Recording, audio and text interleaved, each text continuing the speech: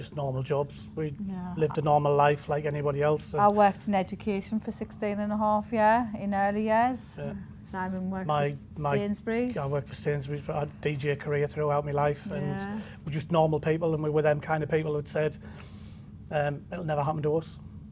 But So- unfortunately it did. When Connor was attacked, it was like half term, so it was just before we were due to go back to school on the Monday, so it was like just a chill out weekend, you know, just a normal family. It was Saturday night, it was like, right, I've got to go back to work on Monday, half term's over.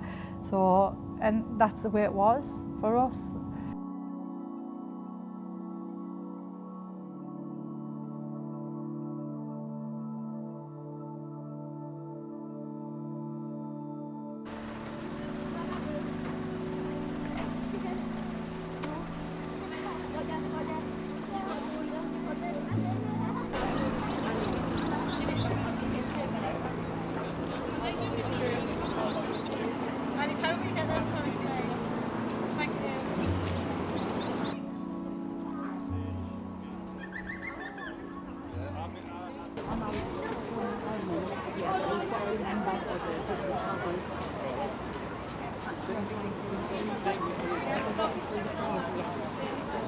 Oh, we're very proud of this knife engine project. Very, very proud. Yeah. We're just in awe when we got to the day of arrival. And every day we go home after a really fabulous day in workshop sort of thing. As draining and emotionally draining as it is, we do feel really proud of the young people that we've connected with on a day-to-day basis.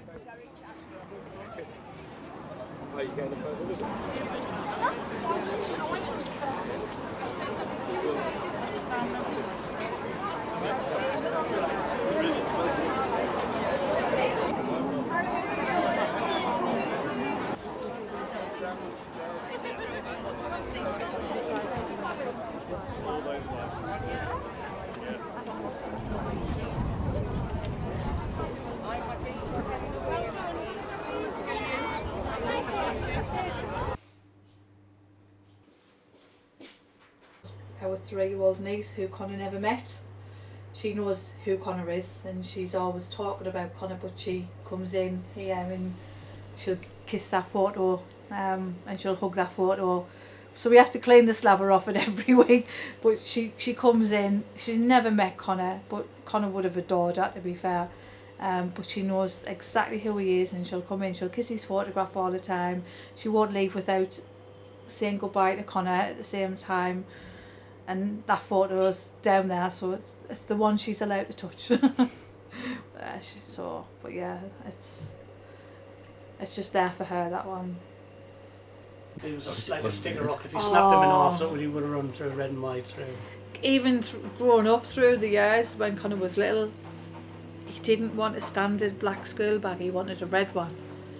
And it was just Connor, if he's certain items of clothes, it had to have a red stripe down it. Do you know what I mean? And everything had to have a glimmer of red into it.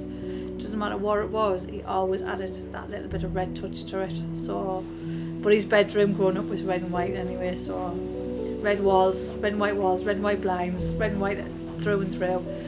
And that's who Connor was. Literally, he was literally sun and through and through. He really was.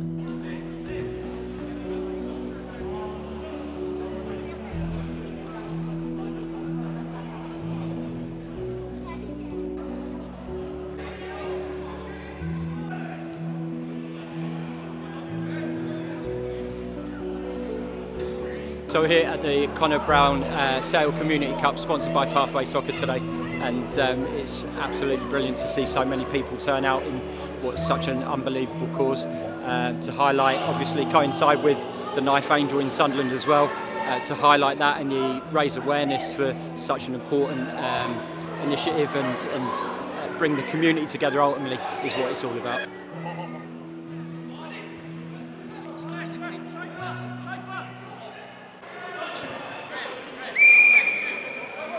So we connected with SAIL, the organisation, and there's stuff in there. So like what can we do around the Knife Angel visit? How can we implement sport in with knife crime?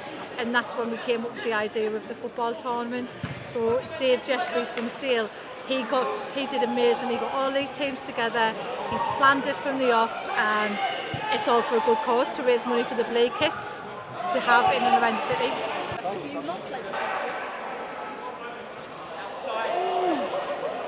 Finals outside.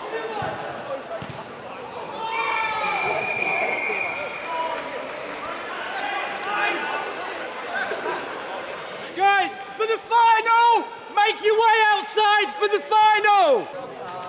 I walked in with the studies team. Count as a camera.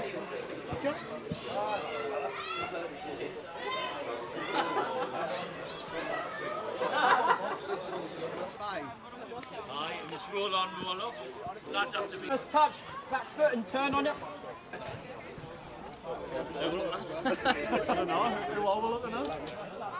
The big camera probably outside. So as part of the fundraising, we had raffles and bake sales, and we did some busking. And our big event was a football event. We work really closely with partners, and it's obviously quite intense, and it's very in-depth, talking about people's lives. And it was a bit of an opportunity to network and let our hair down a little bit, as well as come together for a good cause. We challenged our partners to raise some funds themselves. And fortunately, they all did that, and they really come through for us, and we did really well with the fundraising.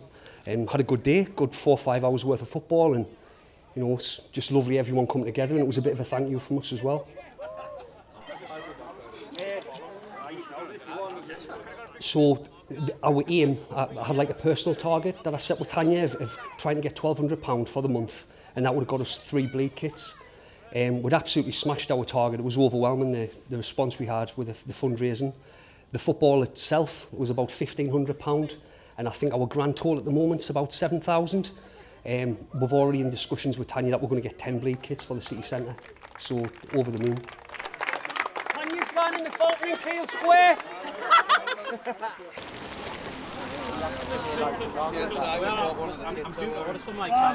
I'll get you some in. Where am I going in? With the check in the middle.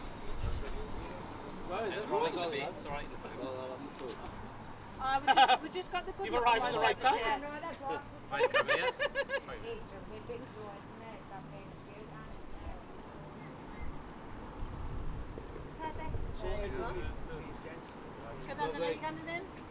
Let's get him in the shit is referee.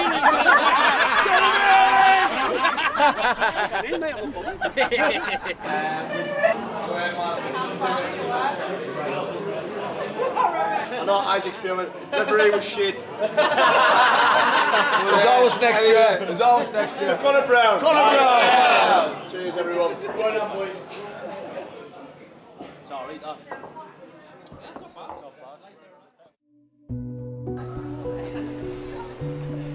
We were made aware that Tanya had campaigned really hard to get the Knife Angel to come to Sunderland, obviously through our personal circumstances and obviously the tragedy that the family had suffered. The ethos of the Conor Brown Trust and what they aim to do sits well with SAIL, where we look at youth violence and antisocial behaviour and youth disorder.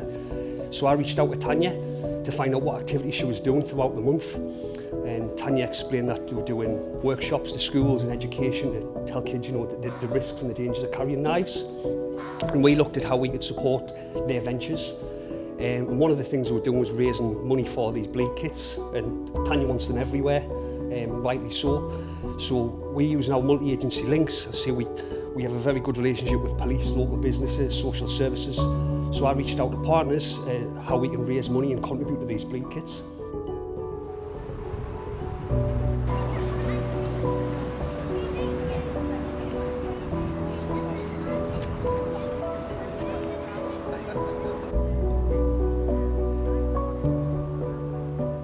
It's been part of our life for the last month. But it does need to go somewhere else. It has been a big part of our life for the last 2.5 years, to be fair. All we've spoken about is the Knife Angel and the Knife Angel and the Knife Angel. So I think we'll maybe have to find something else to talk about, really. But no, honestly, we really know that we've done everything we can But I don't think we could have done anything more, and we're just going to follow on from this and keep the initiative of knife crime up in our city and make sure that everybody keeps learning and we keep educating young people. So yes, we're just going to keep on doing what we do best in educating young people.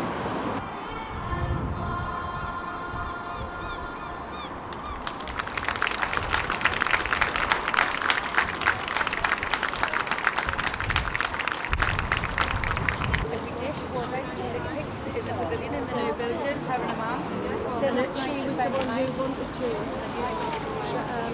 was last year, she said that. Good evening, ladies and gentlemen. Would like to invite the families who've lost children to knife crime to come forward and place their candles on the table. Thank you. Do you want us to say the names, or do you want to do it?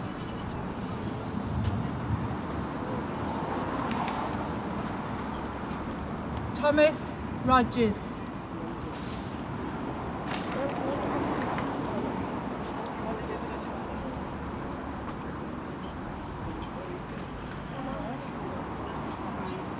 Forever Young Sam.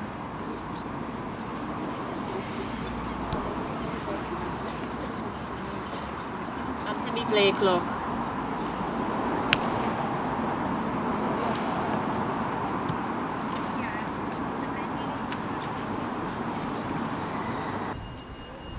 That one's for Connor.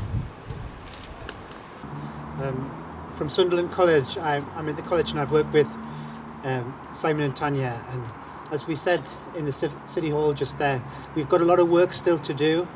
The project hasn't finished.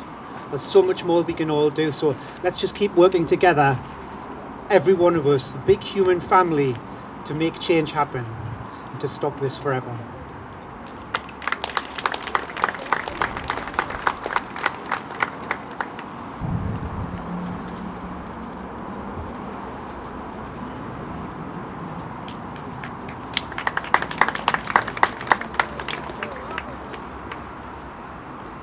We just pray for peace, peace, peace in the lives of everyone, in the hearts of everyone who's affected by this and who's, gone through these really, really tragic situations. So we just ask for peace.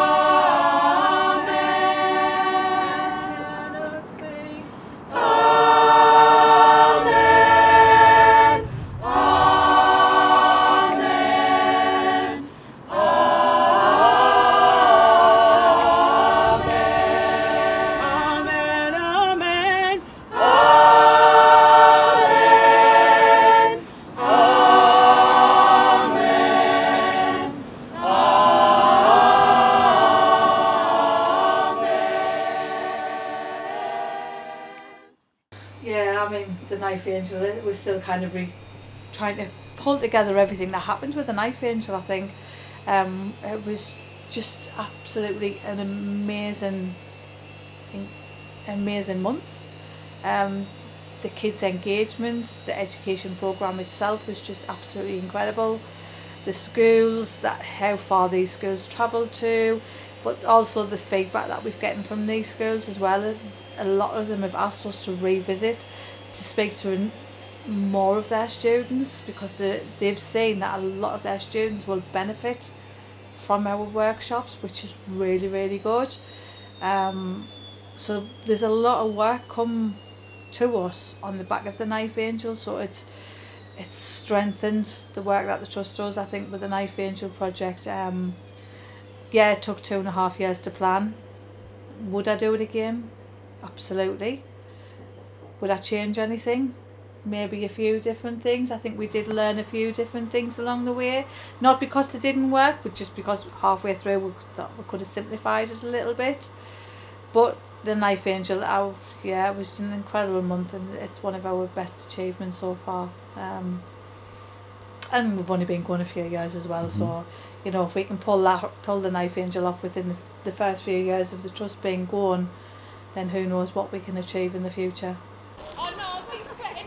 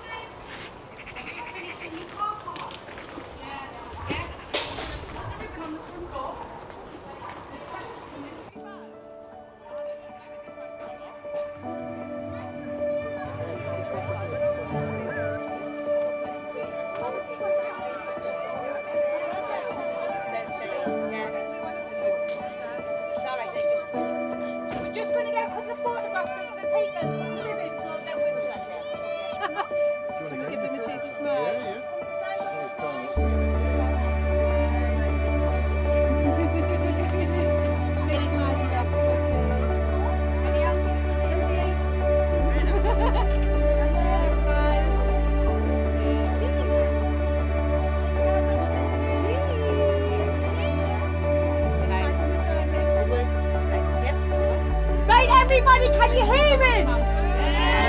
I'm Karen. And this is the pavilion. We've done it with Conor Brown Trust and Polly Action Group. We're not going to hang about the 11 because it's red hot and we've got ice cream and that they give you. So, just thank you for everybody who's come in. Just to let you all know, we needed the first 10 in the queue because we had picnic baskets with food in to give. So we've give them out. We're at the side. You can get in through the side. You can come through if you want to have a look at the cafe and everything. Or you can walk round and come through the double doors. But you don't need to form a queue to get in. You can use both sides. Enjoy your day. We're on the 2. You've got ITV coming. You've got Simon Grundy from Sun FM here. Lot of fans, Simon. And we're going to give Jake from Just Electric. So you might, if you don't want to be on camera, you don't have to be. Just let people know. And we're going to get Alfie, who made sure we're all inclusive for people with disabilities. So we have a changing house, an adult changing table. So he's going to cut the ribbon in. We'll count down from 10. Yeah? Ready, steady, 10. 9, 8, 7, 6, 5, 4, 3, 2, 1.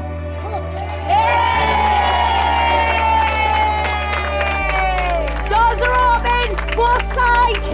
You can go in. Get in.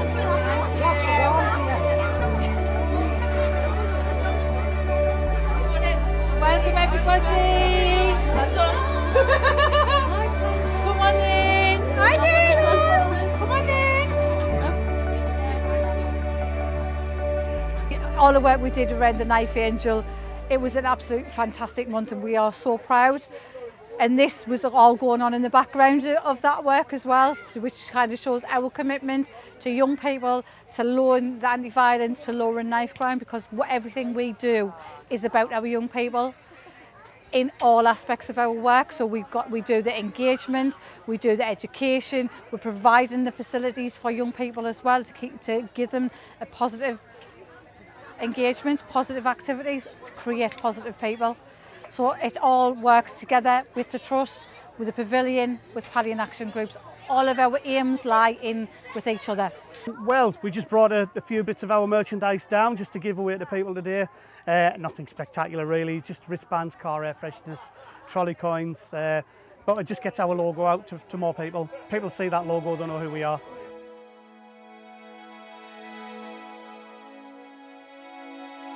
Well, we've been asked a lot of times, and even by the young people to be fair, is to how do we feel when we do these They don't understand how we can do this, how we can stand up in front of groups of people day in, day out and talk about what happened to Connor. And we give them that honest answer and then saying we can't change what happened to Connor. We can't change the past, because if we could, believe me, we would. But what we can change is the mindset of all these young people. And if we can change their mindset, that means we're going to create a safer environment for our young people moving forward. Our young people are our future, our next generation, and we have to literally give them the tools to make it a safe place for them and to bring their families up in, really. So we do it for them. We do it so they can be safe, and they are not naive to knife crime. They're not naive as to how easy things can escalate, and it just gives them that information and useful tools for later on in life. So we literally do it for them.